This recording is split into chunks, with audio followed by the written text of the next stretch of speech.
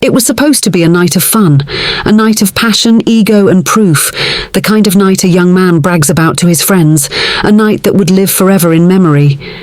But instead, it became a night that ended in death. When paramedics arrived at the quiet suburban home, they weren't prepared for what they saw. A young man, barely in his 20s, collapsed, unresponsive, his body slick with sweat, his face pale, his breathing shallow. A woman, much older, trembling, standing in the corner with both hands over her mouth, whispering, oh my God, it wasn't supposed to happen like this." The clock on the wall ticked past 7:30 in the morning. The room told its own story. The scattered wine glasses, the crumpled sheets, the dim light of a lamp that had burned all night long. And then, the detail that shocked everyone. This wasn't just any woman. She was 68 years old, and this wasn't just any ordinary night. It was 12 straight hours of something no one thought possible. Whispers began immediately. Some said it was love, a secret romance that had spiraled out of control. Others swore it was money, that she had paid him to prove his strength, his manhood, his stamina. And there were darker whispers too, that this was never passion at all, but some strange ritual gone wrong. But what everyone agreed on was this: the young man was dead, and his last night alive was spent in a way that shocked the entire community. His name was Chris. Tall, fit, 19 years old, full of life. A boy with endless confidence, the kind of guy who thought nothing in the world could break him. His friends knew him as a joker, an athlete, the kind of guy who wanted to be seen, wanted to be remembered. And then there was her, Margaret, 68, divorced, living quietly but not quietly enough. Everyone knew she still carried herself with pride, the jewelry, the hair, the designer perfume. She wasn't the kind of woman who faded into the background, but no one ever thought Chris and Margaret would cross paths, and yet somehow they did.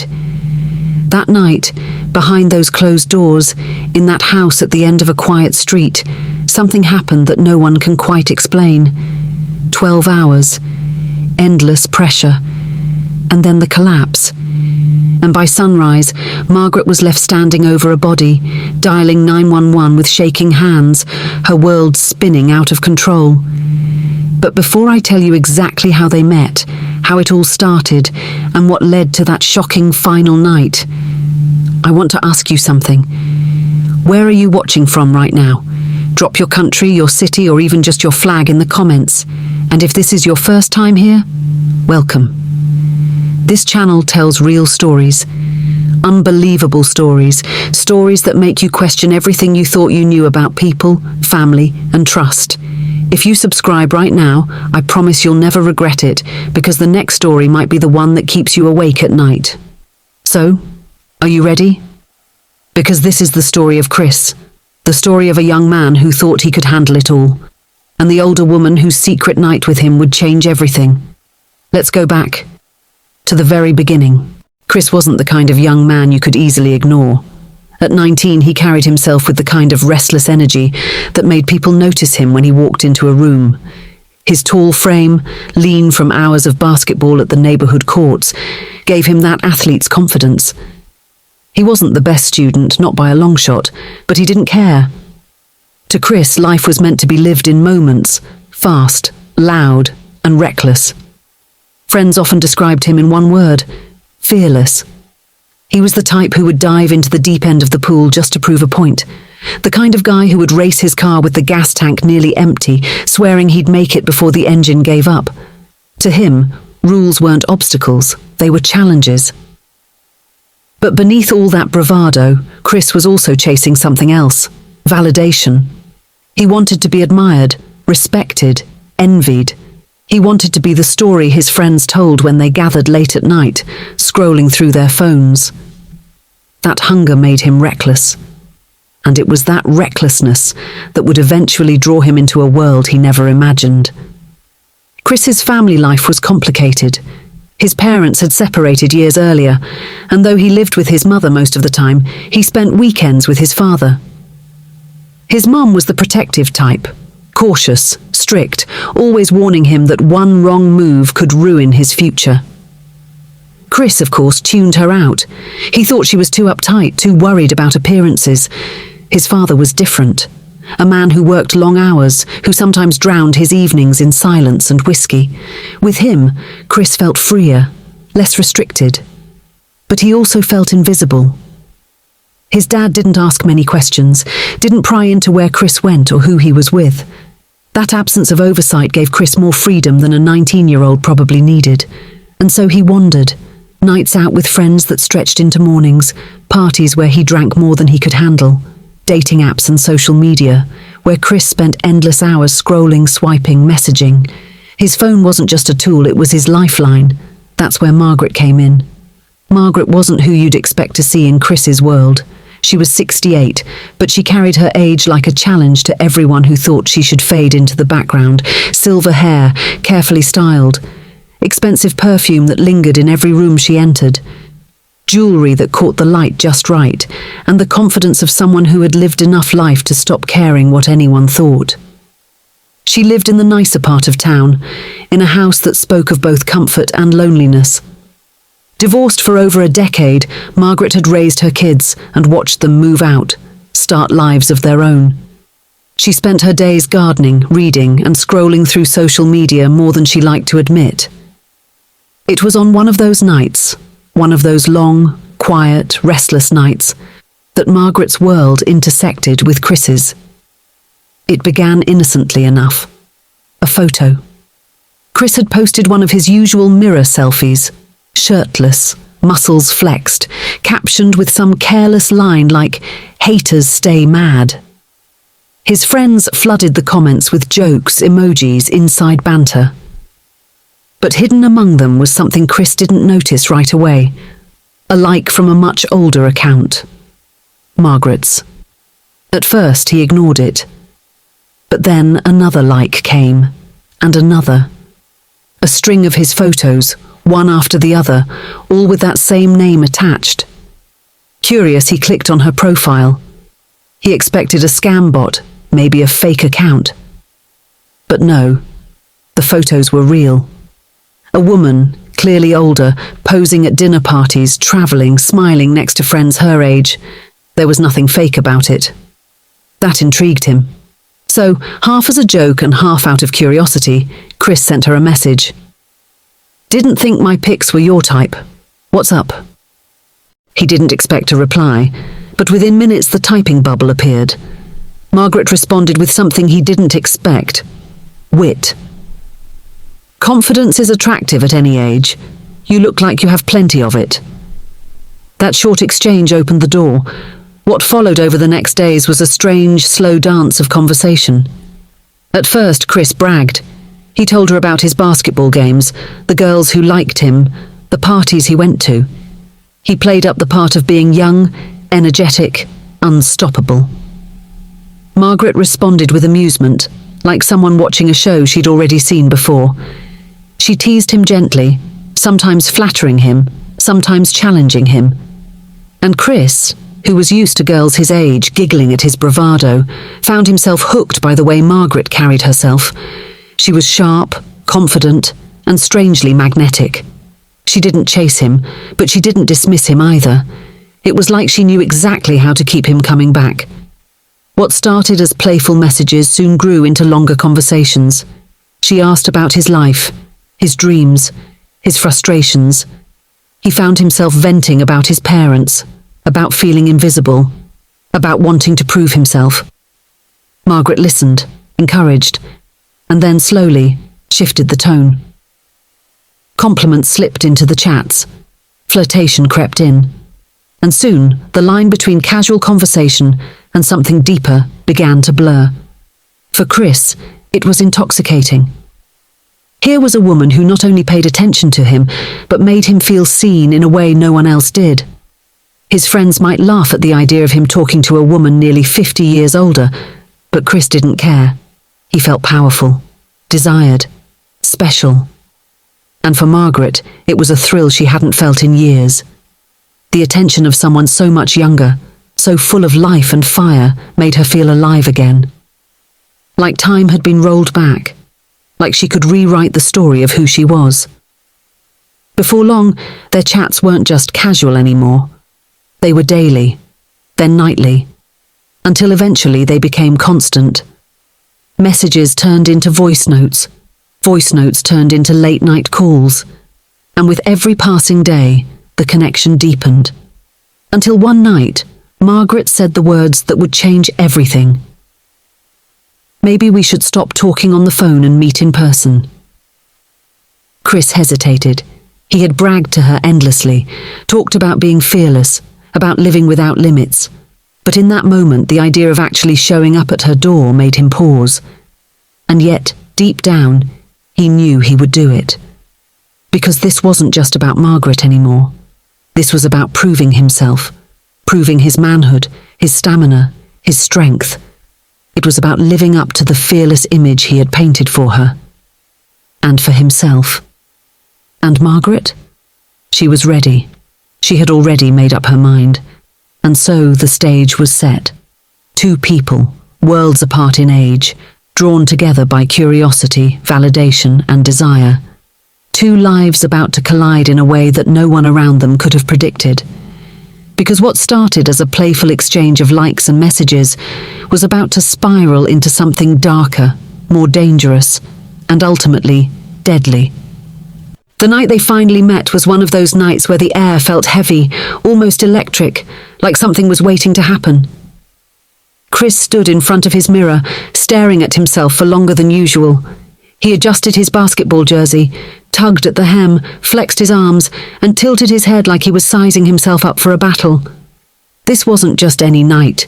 To him, it was a test.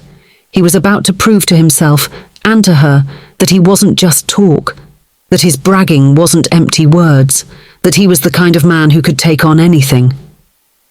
His phone buzzed. It was a message from Margaret. "I'll be waiting. Don't keep me up too late."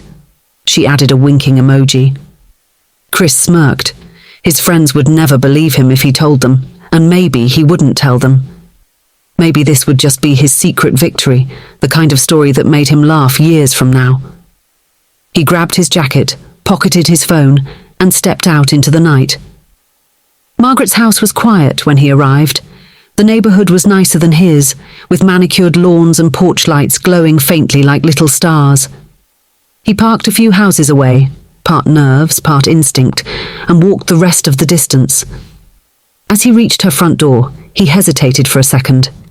His heartbeat was louder than the crickets outside. For the first time, the reality of what he was about to do hit him.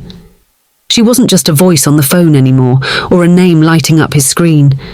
She was real. Flesh and blood. Old enough to be his grandmother. But Chris wasn't the type to back out. Not now. Not when he'd spent weeks building this moment up. He raised his hand and knocked. The door opened slowly, and there she was. Margaret. She wasn't dressed the way Chris expected. No flashy jewellery, no overdone makeup. Just a silk robe, tied neatly at the waist, her silver hair falling softly around her face. She smiled when she saw him. Not a wide grin, but a knowing smile.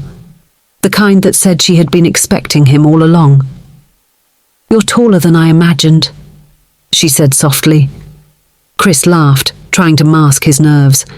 "Guess the camera doesn't do me justice." "Come in," she replied, stepping aside. The inside of her house was warm, almost too warm. A faint smell of roses and wine lingered in the air. The lights were dim, casting long shadows against the walls. It didn't feel like a stranger's house. It felt staged, like a scene prepared just for him. They sat in the living room at first, glasses of wine between them. Margaret asked about his day, about his friends, about basketball. Her voice was calm, smooth, like she had all the time in the world. Chris, on the other hand, was restless. He laughed too loudly, talked too fast, drummed his fingers against the glass. She watched him the way a cat watches a bird, patient, calculating, waiting for the right moment. And then, with a single touch of her hand on his knee, the atmosphere shifted. Hours blurred into each other. The wine flowed. The laughter grew softer. The conversations faded into whispers. And soon, words gave way to actions. Chris felt alive, powerful, unstoppable.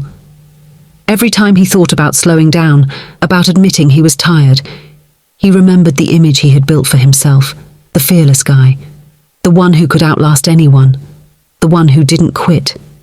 He kept pushing, kept going, as though he was trying to prove his very existence through sheer stamina.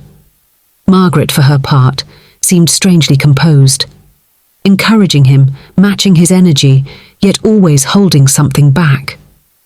There was an intensity in her eyes that Chris didn't notice, or maybe didn't want to notice. A glimmer that suggested this night meant something very different to her. Time slipped away unnoticed.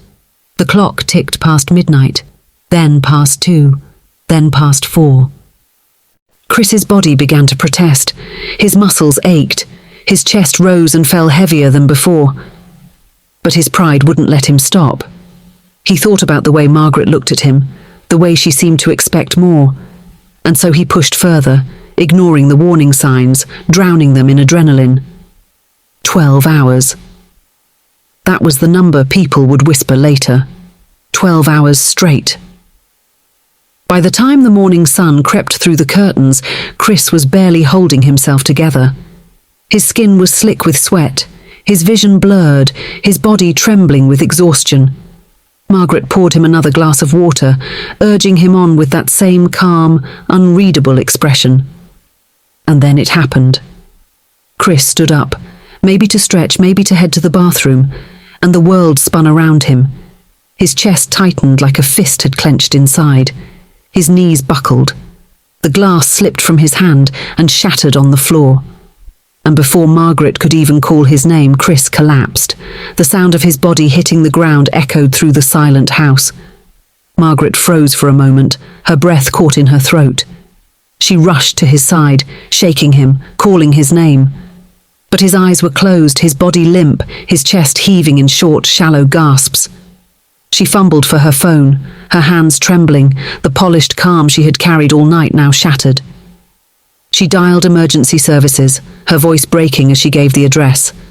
But deep down, in the quiet part of her mind, she already knew. Chris wasn't getting back up. When the paramedics arrived, the house was filled with the sterile hum of medical urgency, gloves snapping, equipment beeping, voices shouting instructions. Margaret stood aside, clutching her robe, watching as they worked frantically over the young man who had been full of life just hours before. But nothing worked. After what felt like an eternity, one of the medics turned to her and shook his head. The words were clinical, practiced, final. Time of death. Chris was gone. The house fell silent again, but it wasn't the same silence as before. This was heavier, darker, filled with the weight of something irreversible. Margaret sat down slowly, her hands trembling, her eyes staring at the broken glass still glittering on the floor. The night that had begun with laughter and desire had ended in tragedy. Chris's body was taken away. The house emptied, and Margaret was left alone in the suffocating quiet, staring at the space where a 19-year-old boy had collapsed. It should have ended there. But it didn't, because Chris's death was just the beginning. There would be questions, investigations, whispers in the neighborhood, headlines that twisted the truth into something sensational.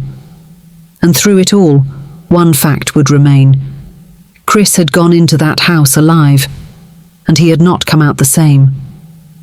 The morning after Chris's death, the world felt different. The sun still rose, the streets still bustled, the school bell still rang, but for those who knew him, life had been split into two halves, before the phone call and after. Chris's father, Robert, was the first to get the news. He was sipping his coffee, preparing for another long day at work, when his phone rang. He glanced at the caller ID, an unfamiliar number. He almost ignored it, but something made him answer. "Mr. Daniels?" The voice on the other end asked, professional but strained. "Yes, this is Robert. This is Officer Hall with the County Sheriff's Department. I'm afraid I have some difficult news about your son, Christopher. Robert's world stopped. The officer's words blurred after that. He caught fragments, collapsed, unresponsive. Attempts were made. Pronounced dead. Dead? No. Not Chris. Not his son. Not the boy who had been running drills on the court just yesterday, laughing with his friends, planning his future. Robert dropped the coffee mug, shattering it on the kitchen floor. His hands trembled so violently he could barely hold the phone. His knees gave way, and he sank into a chair, clutching the edge of the table as though it might anchor him to reality. "Where?" he demanded finally, his voice raw. "Where did this happen?" The answer shocked him more than the death itself. At the residence of a Miss Margaret Holloway. When Robert arrived at the hospital, Chris's body was already there. Cold. Still. Covered with a sterile white sheet. He stood over his son, staring down at the lifeless face that had once been so full of energy. He wanted to scream, to punch the walls, to demand an explanation from someone. Anyone. Instead, he whispered one broken word. Why? The hospital staff offered condolences. The police asked questions, but nothing made sense. Why was his 19-year-old son in the home of a 68-year-old woman? Why had no one stopped this before it spiraled into tragedy? Why had Chris died at all? News travelled fast. By the next morning, whispers rippled through the town. A young man dead, an older woman involved. The story was too strange, too scandalous to stay quiet. At the high school, students huddled in corners, speaking in hushed voices. "Did you hear about Chris?" "They say he was with some old lady." "No way, that can't be true." The basketball team was devastated. The coach cancelled practice, unable to bring himself to stand on the court without Chris's laughter echoing in his memory. For Robert, though, the whispers didn't matter. He wanted answers, not gossip. And the first place to look was Margaret. Margaret's house was cordoned off with police tape. Officers moved in and out, carrying bags of evidence, taking photographs, jotting down notes. Neighbours gathered across the street, their eyes wide with curiosity, their voices low with judgment. Robert approached the house, fury boiling beneath his grief. He wanted to confront her, to look her in the eye and ask what she had done to his son. But Margaret wasn't there. She had been taken to the station for questioning.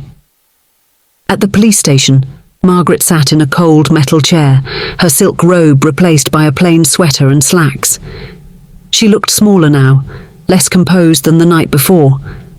Her hands trembled as she clutched a paper cup of water, her eyes red from crying. "Tell us again," the detective said, voice steady. "From the beginning." Margaret recounted the night in painstaking detail. The wine, the laughter, the hours that passed in a blur. How Chris had suddenly collapsed. How she had called 911 immediately. How she had tried desperately to save him. The detective scribbled notes, watching her closely. Her story was consistent. Too consistent, some might say. But there was something unsettling about her calmness. The way she emphasized certain details.